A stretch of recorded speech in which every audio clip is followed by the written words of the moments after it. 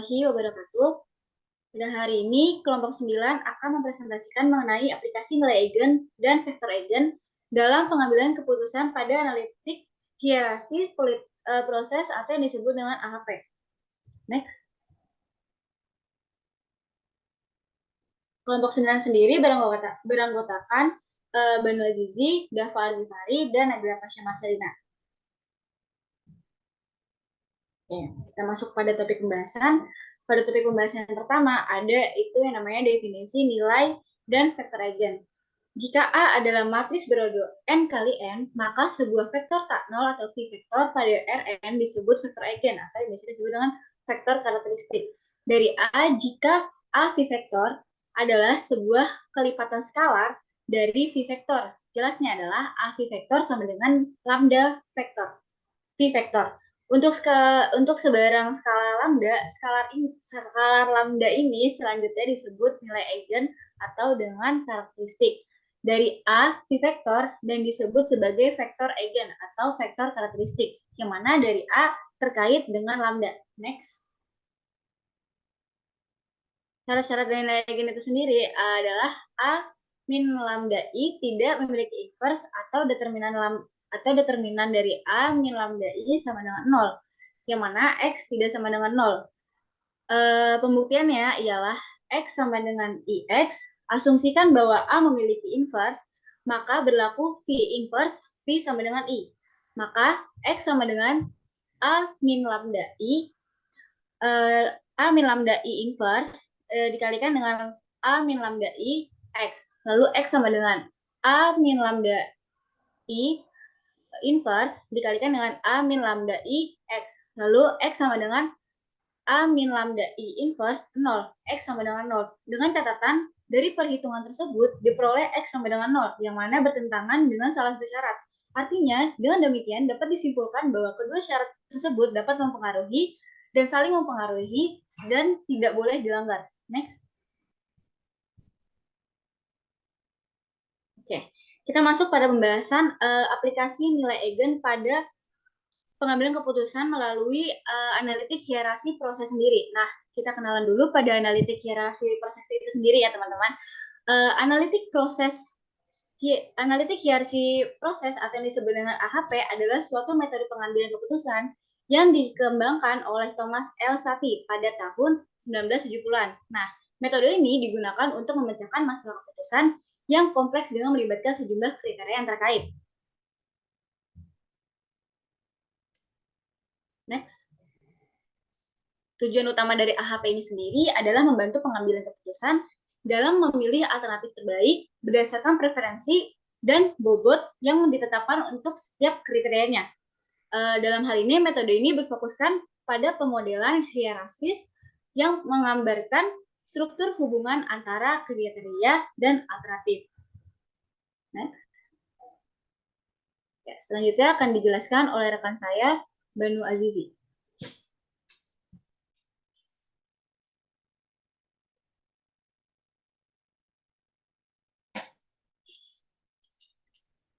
Oke, sekarang kita masuk ke dalam ini. Jadi AHP itu analitik hierarki proses itu merupakan metode yang digunakan untuk dalam analisis pengambilan keputusan. Jadi AHP ini metode untuk menurunkan skala rasio dari perbandingan antar kriteria. Skala rasio yang diturunkan dari prinsip vektor eigen dan indeks konsistenan diturunkan dari prinsip nilai eigen. Next. Nah, jadi diberikan sebuah kasus nih. Jadi ada 3 buah yang akan dipilih oleh Ambar untuk dibawa piknik, yaitu pisang, apel, dan ceri. Buah manakah yang akan dipilih oleh Ambar?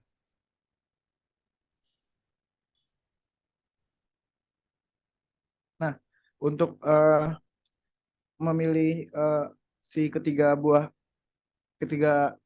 ini tuh ada indikatornya nih, jadi ada yang 1 sampai 9 kiri dan juga 1 sampai 9 ke kanan.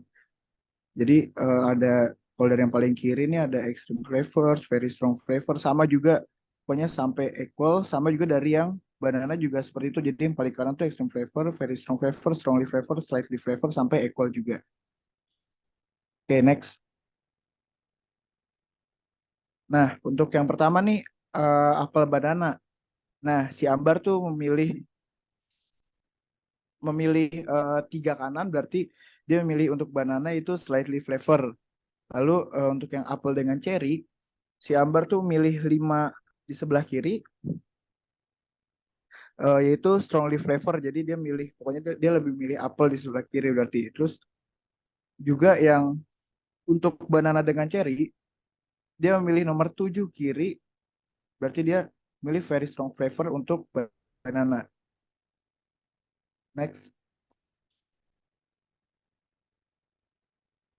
Oke, tadi kan tahap satunya kan mengcompare ya. Nah, untuk tahap keduanya itu pembentukan matriks perbandingan. Jadi jika nilai yang diberikan terletak di kiri angka 1, maka kita meletakkan nilai aktual tersebut dalam matriks.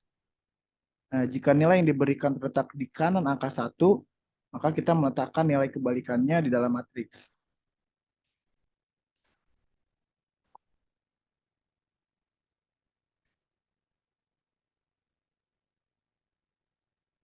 Nah, ini kan em, kita udah kita peroleh ya. Ini kan tadi apel banana tuh si Ambar itu milih tiga tiga kanan, berarti dia itu nanti pada saat di matriksnya itu berarti dia akan meletakkan nilainya itu tapi kebalikannya di dalam matriks. Terus kalau dengan apel dengan cherry kan dia milih 5 kiri, berarti dia nanti akan meletakkan em, angka aktual gitu, karena kan kiri itu kan di kiri sebelah sebelah kirinya angka 1, jadi dia akan meletakkan angka 5-nya itu untuk apel dengan cherry nanti em, udah aktual gitu ya 5 ya 5 gitu. Terus kalau misalkan banana banana dengan cherry kan dia milih 7 sebelah kiri, berarti dia juga nanti meletakkan nilainya itu nilai aktual gitu, bukan nilai kebalikannya. Oke, next. Nah, untuk selanjutnya akan dijelaskan oleh teman saya yaitu Daval Gifari. Oke, di sini saya memiliki matriks A, yaitu di sini ada apel, banana, cherry, terus di sini juga ada apel, banana, cherry. Di sini itu sebagai kayak bahan perbandingan gitu. Jadi kayak misalkan di sini ada apel to apel atau apel sama apel yang menghasilkan nilai angka 1. Terus di sini ada banana dan apel yang menghasilkan angka 1/3. Kenapa 1/3? Karena seperti yang dijelaskan sebelumnya, karena angka 3 ada di sebelah kanan, jadi dia akan ditambahkan dengan angka 1. Jadi hasilnya 1/3. Di sini ada cherry dan apel. Kenapa hasilnya 5? Karena angka 5 ini ada di bagian sebelah kiri angka 1. Jadi dia tidak ditambahkan dengan angka 1. Jadi dia hasilnya diri dia sendiri, yaitu 5.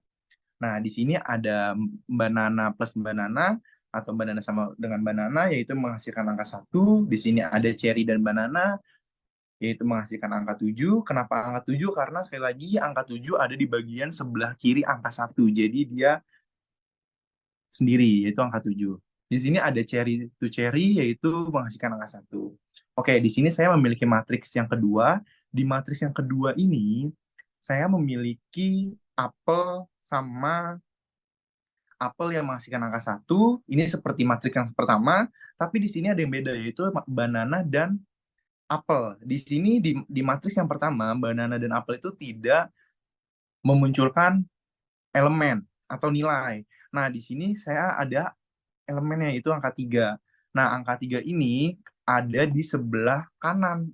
Nah, tapi karena dia ada di sebelah kanan itu kebalikan dari matriks pertama. Jadi pada matriks kedua ini kebalikan dari matriks pertama. Kalau misalkan di matriks pertama, kalau angka 3-nya di sebelah kanan akan ditambahkan 1 dan hasil 1/3, maka untuk di matriks yang kedua, sebalikannya. Kalau ada di sebelah kanan, dia akan sendiri dan tidak akan ditambahkan dengan angka 1. Nah, contohnya seperti di bawah ini, cherry dan apel, dia karena angka 5 ada di sebelah kiri angka 1, jadi dia ditambahkan 1/5. Terus dan seterusnya, di sini ada banana dan cherry, jadi 1/7. Terus di sini ada cherry dan cherry yang hasilnya 1. Nah, tahap menentukan vektor prioritas atau menghitung nilai again dalam vektor again, yaitu ada AX sama dengan lambda X. Di sini saya mempunyai matriks 1, 1/3, 5, 3, 1, 7, 1/5, 1/7, 1. Dan saya di sini memiliki vektor X1, X2, X3, dan hasil dari lambda tersebut adalah X1, X2, X3. Atau di sini di determinan lambda I min A sama dengan 0. Nah, setelah dilakukan perhitungan, diperoleh nilai yang pertama yaitu nilai eugen lambda max sama dengan 3,0649. Dan yang kedua, vektor eugen X sama dengan vektor X1, X2, X3. Lalu di sini juga kita mempunyai vektor lagi, yaitu ada 3,87828, 9,02462, dan 1. Kita normalisasikan nilai-nilai ini, kita bagi dengan total seluruhnya. Itu yang akan menghasilkan nilai seperti ini. Contohnya, di sini 3,87828 ditambah 9,02462 ditambah 1. Lalu hasil dari mereka ini, dari nilai elemen ini, dibagi dengan angka yang ada di vektor pertama, kedua, ketiga, atau kita bagi dengan X1, X2, X3. Jadi total dibagi dengan 3,87828, total dibagi 9,02462, total dibagi 1. Maka diperoleh total seluruhnya itu 0,2790, 0,6491, 0,0719. Dengan total jumlah semuanya itu kita jumlahkan, terus kita hasilnya seperti ini, atau kita masukkan ke dalam persentasenya, yaitu seperti ini. Apel 27,9%, banana 64,9%, cherry 7,1%. Maka Ambar memilih banana dengan posisi pertama yaitu 64,9%, dan urutan kedua ada apel yaitu 27,9%, dan yang terakhir ada cherry 7,1%. Nah, di sini ada tahap indeks konsistensi dan rasio konsistensi. Indeks konsistensi yang pertama yaitu CI sama dengan lambda max dikurang N dibagi N kurang 1. Yaitu seperti ini, contohnya yaitu 3,0967 dikurang 3 dibagi 2, maka hasilnya 0,0484. Angka 2 ini diperoleh dari angka 3 dikurang 1. Tabel 1 random konsistensi indeks RI. Di sini ada tabel konsistensi indeks RI yang dimulai dari N 1 sampai 10, dan di sini ada RI-nya 0 sampai 1,49. Ini ada rasio konsistensi, yaitu CR sama dengan CI bagi RI. Nah, CI ini kita peroleh dari yang sebelumnya nih, yang CI yang lambda max dikurang N, maka hasilnya seperti ini, 0,0484. Nah, kita pindahkan ke sebelah sini, yaitu CI dibagi RI. Jadi nilai CI 0,0484 dibagi dengan RI. Angka RI ini dapat, atau elemen RI ini didapat dari tabel yang tadi sudah dijelaskan. Tapi tabelnya kita dapat dari yang angka 3 ini. Karena di sininya 3, jadi kita dapat angka 3 ini. Nah, lalu dari CI dan dibagi RI, maka menghasilkan nilai 0,0484 dibagi 0,58. 0,58 ini didapat dari tabel sebelumnya. Sama dengan 0,083, atau kita sebut juga ke dalam persentasenya yaitu 8,3%. Atau bisa disebut juga acceptable. Nah, di sini jika CR kurang dari sama dengan 10%, maka inkonsistensi dapat diterima. Jika CR kurang dari 10%, maka kita perlu merevisi penilaian subjektifnya. Terima kasih sudah menyaksikan dari awal sampai akhir. Kami dari kelompok 9 mengucapkan terima kasih banyak atas partisipasinya dan maaf jika ada kekurangan dan kesalahan kata dalam penjelasan.